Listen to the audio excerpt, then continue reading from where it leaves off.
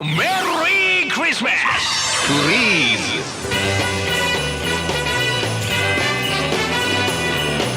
Merry Christmas, YouTube! This is Nanashi with a dual-purpose celebration video. First off, it's the end of the year, and that means only one thing: Christmas time. Christmas really is a magical time, isn't it? It's a celebration that marks the end of the year, it's a time when people are a little nicer to each other, and it's an opportunity to show you really care about each other, especially with thoughtful little gifts.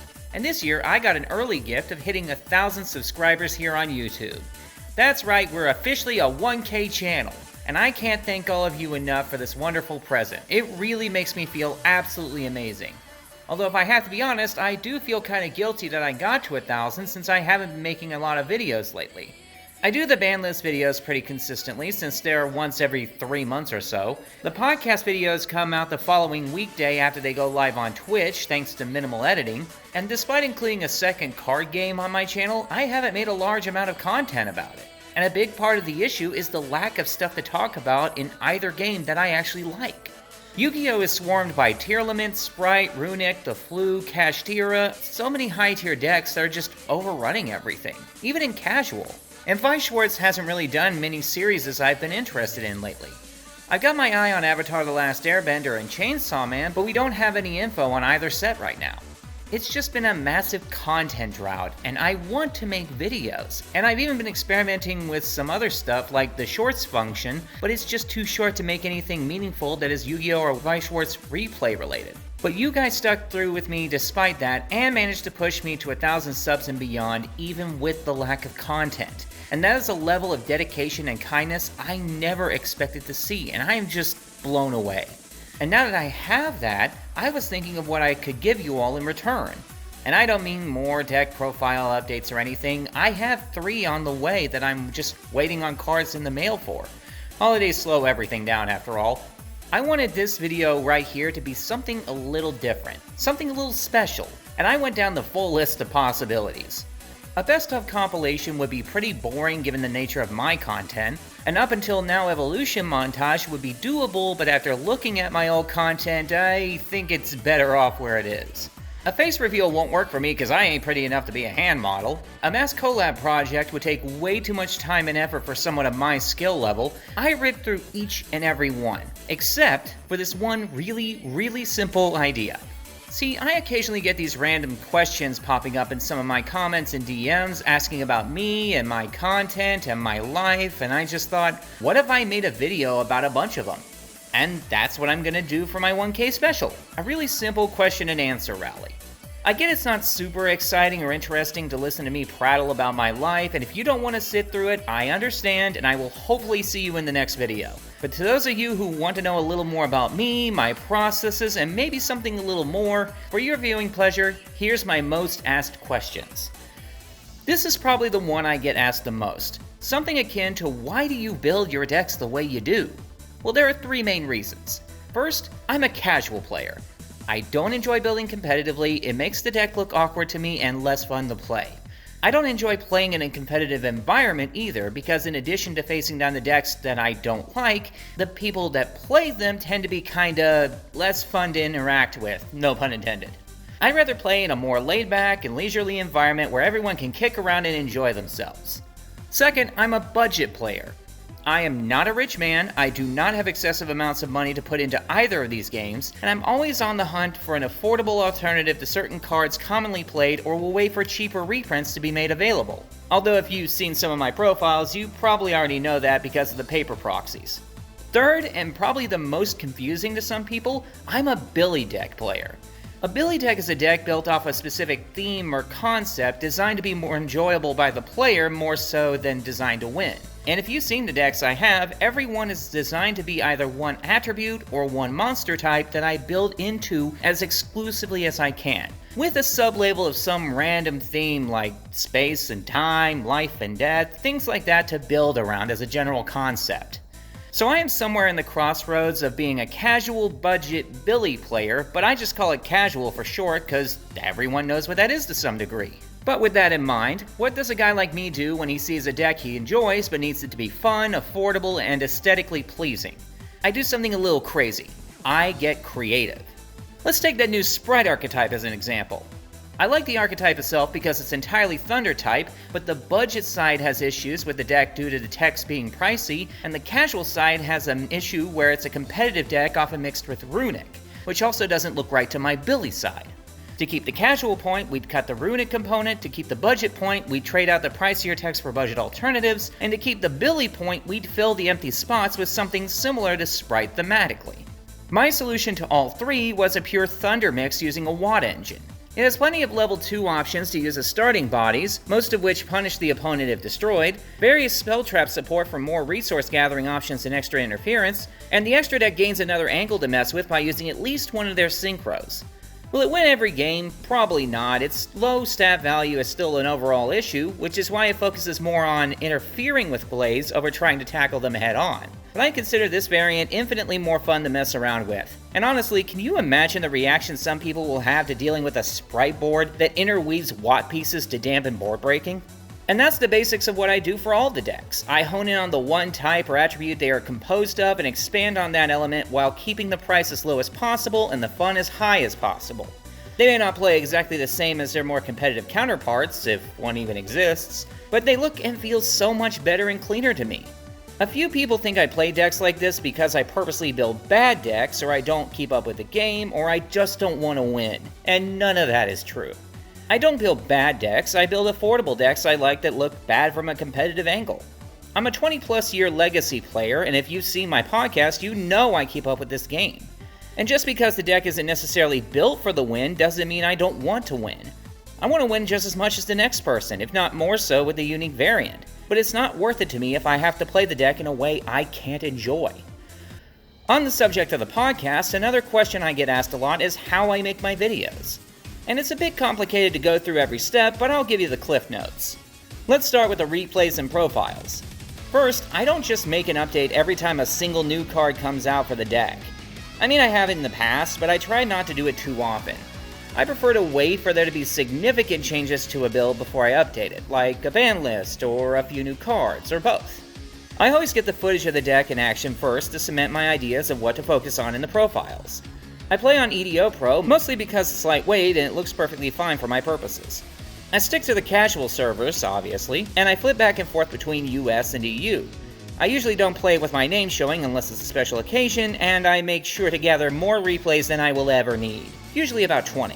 Then I look through them to see which ones are worth using. I have a few basic rules I keep in mind. I exclude wins and losses that are incredibly one-sided because that's not entertaining to watch. Doesn't mean they don't happen, it's just boring to look at, win or lose. I make sure not every replay does the same thing over and over unless that is the point of the build. And I make sure the replays are a decent length to watch, and the more back and forth interaction, the better. After I filter through the replays, I usually only keep about 5 of them, which averages out to about 10 minutes of footage. I usually sort the replays in shortest to longest to some degree. I go back and forth between going first or going second, and I include one loss in that pattern, but I never let it be the first or last replay. Once I've solidified and proven how the deck works, then I write the profile script. I write my scripts in Doom Emacs, and I record my audio and video for the profiles separately, but I use the same Samsung S9 cell phone for both. I record my EDO Pro replays with OBS, I edit them and my deck profiles myself with Adobe Premiere Pro, and all of my editing is done on this trusty HP Omen laptop my wife and I got at a steal at an Overstock store. Editing together the replays isn't too difficult. I drop the intro in, fade into the footage, make the footage push up and down between the clips, and slap on the outro at the end. I throw in a simple color background and some characters from the decks used on either side, and I add some songs to the background at like -20 decibels so the gameplay footage can be heard. And I pick songs with either titles or material sources relating to the decks for both the replays and the profiles. Altogether, my replay videos take about 3 or 4 hours to edit if I take my time. The profile videos are a whole other story. Recording the footage is easy enough, but I have to do a lot of editing to get them to look decent. I first start with the audio on its own and cut it down to size. I tend to stutter and ramble from time to time, even with the scripts, so I have to do a lot of audio corrections and trims. After I do that, I add the video footage in, and then I cut said footage to fit the audio. This is the part that takes the longest because I have to do a lot of keyframing. To put it simply, keyframing is the art of telling your images and footage where to be, when, for how long, and what to do while it's there. Every video, I cut the footage around by making it zoom in as stably as I can, adjust it so whatever card I'm looking at is in the center of the screen, and either make it last longer while looking at that card or shorten the length between the different card shots. All this is done per card I talk about. After that, I add my character on top, which is pretty simple. I have a pre-written guide that removes the guesswork of where it needs to go, since it's almost the same in every video. Then I add the extra little effects like things flying around and crashing into each other and appearing and disappearing. It's arguably the most fun part of the video editing process, even if it is just more keyframing. Then I add the music, which I try to do with instrumental versions of songs at minus 27.5 decibels so my speaking can still be heard clearly. Making one of these profiles takes bare minimum 12 hours of editing. The podcast is also its own beast, but for the most part I don't have to do a tremendous amount of unique editing. The footage is recorded while it's being streamed out, so all I really need to do is cut out some of the long silences or glitched audio segments and maybe snip some of the video bits around to clean up when people come or go. Altogether, it's about 6 hours of tedious spot correction. I render all these videos in Adobe Media Encoder, I make thumbnails myself in Photoshop, and because I actually have Patreon patrons and personal donators, I try to get them done and ready so those patrons can see them before I drop them to the public.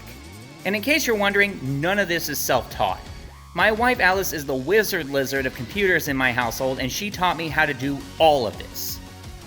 On the topic of my family, a lot of people ask me about my real life. Now, I'm not going to say too much about this because online anonymity is a thing, but I will answer at least a few of these questions directly. I'm a born and raised American. I was born in '88, and my current job is a security guard, but I've only done that for a few years. Before that, I worked for an internet technical support company, but I'm not going to say which one because the last thing I need is angry people asking me how to fix their modems in the video comments. And instead of driving, I take the bus everywhere because it's just cheaper and easier than owning a car. I'm a happily married man to my wife Alice, who video edits and streams from time to time, but spends a lot of her time right now doing Linux things on her own personal units, maintaining various servers and websites, all manners of nerdy computer things. We've been married since March 2017, and we actually met through work at that tech support job I mentioned back in, I want to say it was 2014? We got to talking one day and found out we had a lot in common. Started hanging out and eating our lunches together, and I won't go into specifics, but we both went through some turbulent times with our families and helped each other through it. Skipping over the dark and depressing shit for the sake of time, we eventually found a new place to live, I got a new job as a guard, and we now live together with our roommate friends, Mara, Athena, Bearclaw, and Jules. They have treated us better than some of our own blood family. Hell, they are my family, and I don't make that statement lightly. When I'm not getting a workout at my job or being a card flopper, my wife and I enjoy long walks around the neighborhood, watch stuff together like anime and tokusatsu, specifically Kamen Rider, and random YouTubers like Mr. Medicare and Mad at the Internet. If we feel like playing cards, we go to the semi-local card shop and meet up with our old friends, some of which are YouTubers too, like Nupata and Team Dark Dimensional Duelists. If I feel like relaxing and chatting with friends, I use Discord, obviously. I recently picked up Guilded as a backup platform, and I sometimes hop on this 3D chat client called IMVU. It's where I actually built my first version of my character avatar that I use in my videos, and I've used snippets of it in some of my videos as well, but I don't use it too much anymore since I moved to Discord. Now on the topic of said character, if it wasn't obvious, I am a furry. I have been since 2006. For those of you who don't know, a furry is a person with an interest in anthropomorphized characters. That means characters that have human traits but aren't human. Ever since I was a kid, I always had a fascination with those kinds of characters, as early as Bugs Bunny and Daffy Duck. That carried over into Robin Hood, Sonic the Hedgehog, Pokemon, regular shows, Zootopia, the list goes on. So when I found out there was a community that celebrated these characters, I dove right in. And to be clear, Bugs and the like in publicly published media are not furries, they are anthro characters. The furries are the people in the fandom who appreciate characters like that. So much so that we each create our own unique and original characters to represent ourselves at large in the fandom, that we call personas. The fandom then takes these characters and brings them to life in any way they can, like costumes, illustration, roleplay, animations. Pretty much everyone has one, and there's no rule against having more than one either. Heck, I've got a dozen or so secondary characters I don't really use much, but they do exist. There's no real rules as to how you want to design it either. Despite the name, mammals, birds, reptiles, bugs, mythological creatures, or whatever else is all included. Furry is just an umbrella term since the vast majority at the start were furred mammals. Mine is a hybrid between a red fox and a gypsy vanner. And yes, you can hybridize them with pretty much whatever you like too. It's full creativity here. I think one of the craziest ones I ever saw was a hybrid cat, dragon, and plant. The costumes are probably what we're most famous for and are called fursuits, even though only 10% of the fandom at large has one. They're not exactly cheap, and they are miserable hot to wear, but it's one of the best ways for us to bring our characters to life. I made my own suit, but I'm not exactly the best tailor, and I did take it with me to conventions in the past, and I am telling you now, the conventions are a whole other world. A furry convention is like setting foot into childhood, adulthood, artistry, rebellion, and uninhibited inspiration all condensed in a single convention center. Now, anime, comic, and other conventions like that have a similar feel, but nearly everything there is based on a pre-existing character or franchise. But in a furry convention, nearly everything is based on completely unique and individualized characters, environments, and worlds that we all create, which is its biggest draw. There's obviously some crossover material, but for the most part, everyone interacts as a completely unique entity in this environment. As far as the events, you've got discussion panels, including a first-timers panel, musical performances, costume parades, dealers areas, artist areas, charities, though usually animal-themed in our case, dance competitions, and invited guest speakers. The last con I went to, Anthrocon, had Lee Tokar and Jim Cummings as speakers, both of whom I got to meet. They're not furries themselves, but voiced a lot of iconic anthro characters we all grew up with, especially Jim. People travel from across the world just to have a couple of days and meet these speakers, or peddle their wares, or just be around others that share this one interest. And that's kind of the cool part about being a furry too. Anyone, anywhere, in any industry could be a furry. Aside from the obvious costumers and artists, there are computer experts, comedians, musicians, attorneys, doctors, members of our own military, or Navy in this case.